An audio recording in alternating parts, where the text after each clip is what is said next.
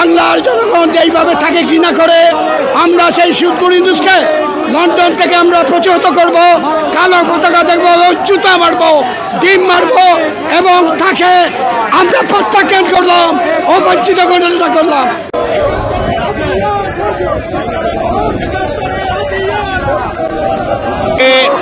সমস্ত প্রবাসী কমিউনিটির সকল নেতৃবৃন্দ এখানে এসেছেন একটি কারণে, যে প্রফেসর ইউনূস যে অবৈধভাবে আমাদের এই বাংলাদেশে ডেকে বসেছে, আমাদের প্রায় 100 জন এমপিকে কারাগারে রেখেছে, আমাদের শত শত নেতাকর্মী জেলে।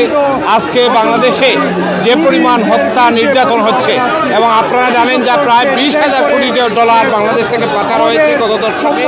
এর প্রতিবাদে সকল কমিউনিটির নেতৃবৃন্দ এক হয়েছে একটি প্রশ্নে, যে বঙ্গবন্ধু কন্যা মাননীয় প্রধানমন্ত্রী শেখ হাসিনা প্রবাসীদের যে কাজ করেছেন, সেই কাজের জন্য সকল মানুষ এখানে এসেছে। আমরা আশা করি এই বঙ্গবন্ধু কন্যা মাননীয় প্রধানমন্ত্রী শেখ হাসিনার নেতৃত্বে আমরা দেশে ফিরব এবং দেশে গণতান্ত্রিক ব্যবস্থা ফিরে আসবো।